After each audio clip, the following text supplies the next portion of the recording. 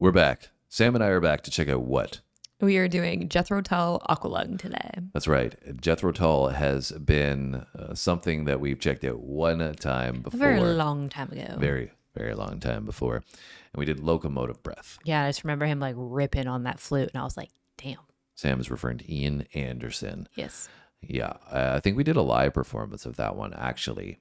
And I definitely, I have this visual of him playing the flute on stage from that, but I definitely don't feel like we probably took in the song as well as we could have now.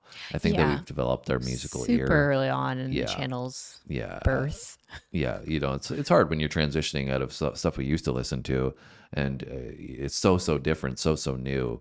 Yeah. It's like, yeah, sounds cool, but like you don't maybe appreciate it in its fullness. Go back and revisit maybe some of the earlier on stuff. Yeah, well, maybe we could go back and do the studio version of Locomotive Breath, because we did the live version, I think, before, but we know that the studio version can really allow you to grasp it a lot better. So anyways, how are we coming to Aqualung here? We should make that important distinction. Yes, this is a request from Mark. So thank you so much, Mark, for supporting the channel. Mark has been a huge supporter since we started this channel and has got us to check out so many amazing things, so many musical masterpieces. Yeah, so Aqualung is apparently a pretty big one from Jethro Tull. It's also the album name, and Aqualung itself is commercially wise, I think, one of the most successful songs and albums of the career. So we also read from Mark that it was this album, right? And that Mark was referring to about his experience with his high school friend. Yes. He was saying his friend, who was a band player who played the flute, introduced him to this. Yeah, I think it was this album. And obviously the flute player is going to be totally immersed into this, that album, and Ian Anderson as a player, because how many groups out there are implementing flute playing at that level into their music? And popular music. So different. But the funny part about this story from Mark was that the music teacher, I think, was alluding to the fact that this guy was ruining all the classics of how you're supposed to play flute, and that actually helped drive it forward and make his probably Mark and his friend really dive into it deeper, that rebelliousness of like, oh, the teacher doesn't like it, that means I like it a little bit more, right? But it's funny how through history, right, you have people being like, this music's trash, and it's always like they don't like the new stuff because they appreciate the old stuff, and that repeats itself, generation over generation. So Jethro Tull Bridge Group formed in 1967. This one came out in 1971. And I think Mark said he was introduced to the album in 74. So we're going back on this one, and that's what we do on this channel. So if you want to join us, hit the subscribe button, hit the like button if you enjoy the video. Let's check out Aqualung.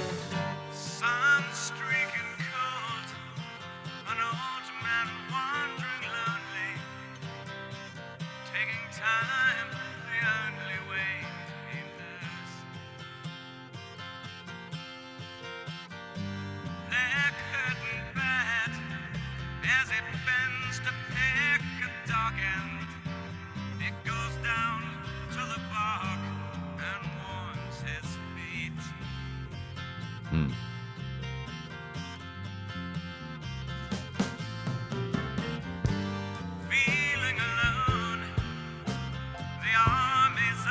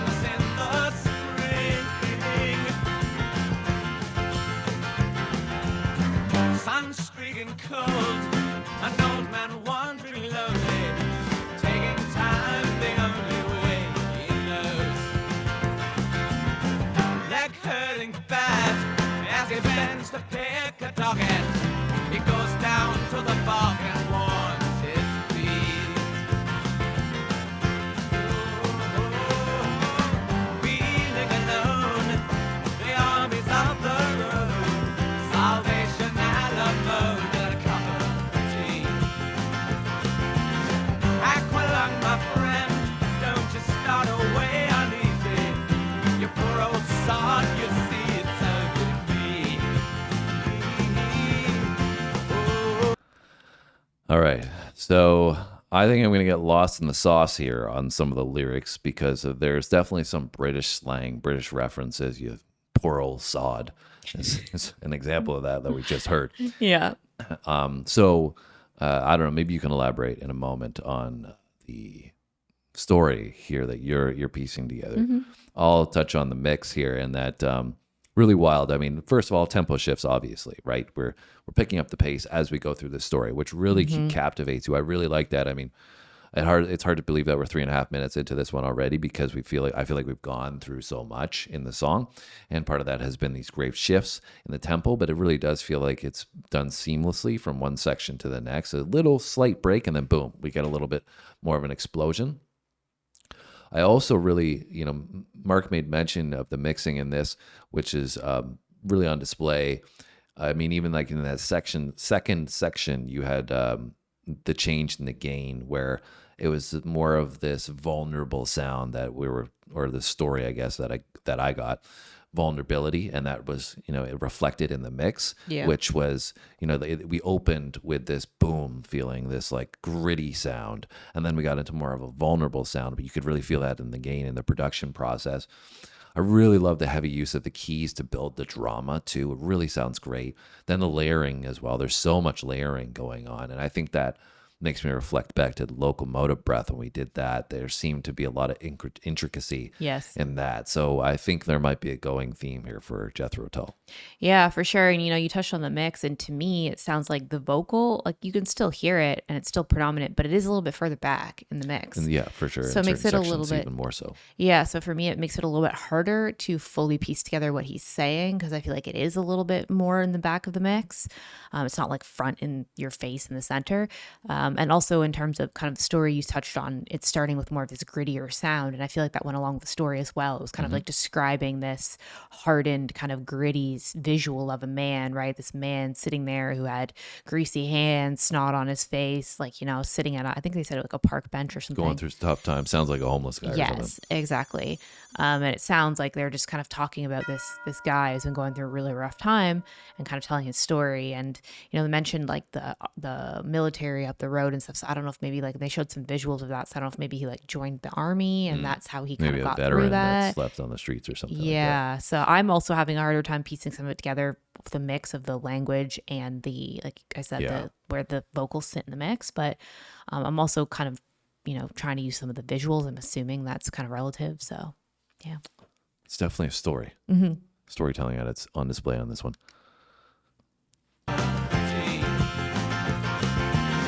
Aqualung, my friend, don't you start away uneasy. You poor old sod, you see it's so good to be.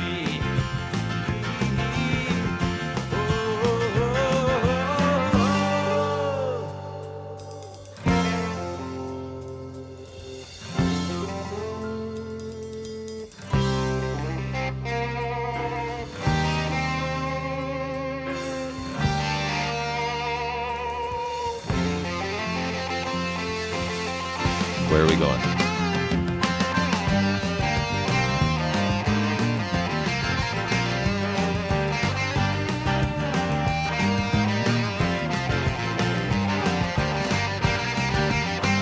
Nice.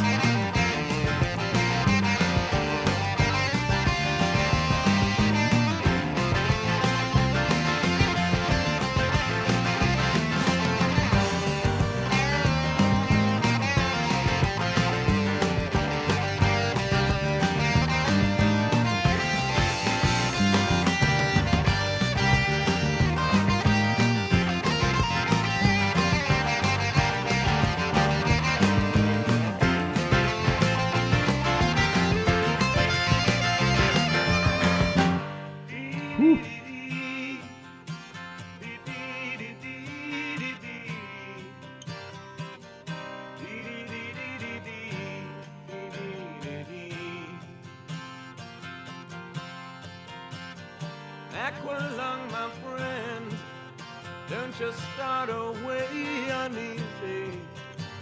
You poor old sod, you see it's only me.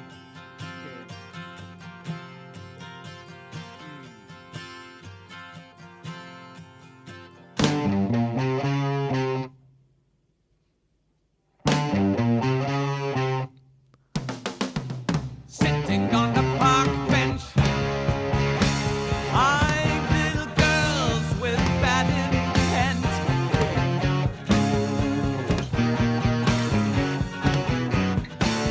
Snot running down his nose, greasy fingers smearing shabby clothes. Hey, Aqualung, drying in the cold sun, watching as the frilly panties run. Hey, Aqualung, feeling like a dead duck, spitting out pieces of his broken luck. Hey, Aqualung.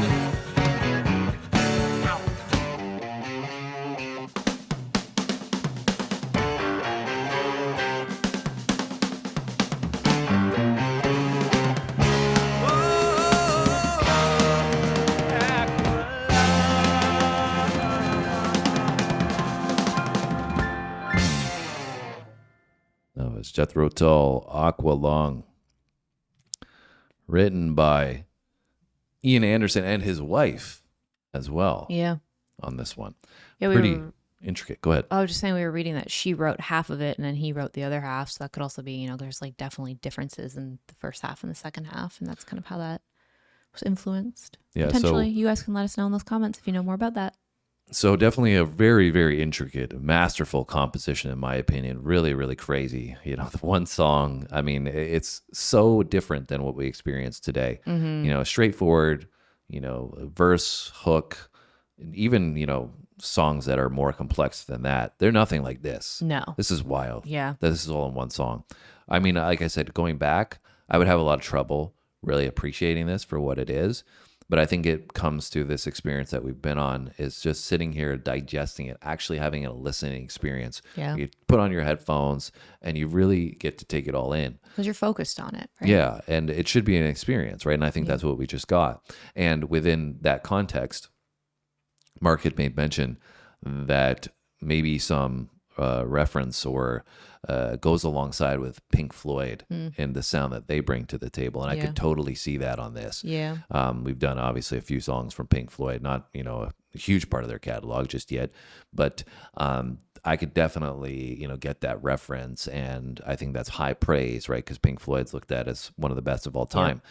So I love this. I particularly really enjoyed the layering between the bass guitar, the electric guitar, and the keys. There was a lot of sections that I feel like they complemented and really added this vibrant, coming to life feel, which added to the story element. Yeah, I also feel like the instrumental bridge there where they had the guitar solo with the keys layered in over top was really cool too, like building that drama. Yeah, and they did a great job at using the stop starts really well. Yeah.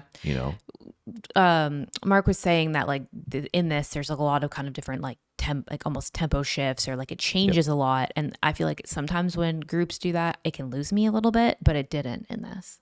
Yeah, it was great. I really did enjoy it. I thought that at the end of it, I felt like I needed to go back and listen to it again because I felt like there was so much detail in the story itself, but it's interesting because that comes to me from the musical composition itself, not so much the lyrics, but I feel like the way the lyrics were delivered throughout the song and within the musical context is what gave it this more epic storytelling feel, because like the lyrics itself were kind of repetitive. We used to, we came back and talked about the same thing a few times. Yeah, like you said, I think the instrumentation really built like the mood around the story and the overall vibe. And the delivery of the vocal as well. Yes. Getting a little grittier in certain sections, right? Yeah. So cool. I think you guys should give us some more insights down below on maybe the storytelling vibe within this one. But I definitely enjoyed it. Thank you, Mark, for the sponsored video. Mark has been a long-time supporter, so yes, we really appreciate do appreciate you. it. But not just Mark has been a long-time supporter.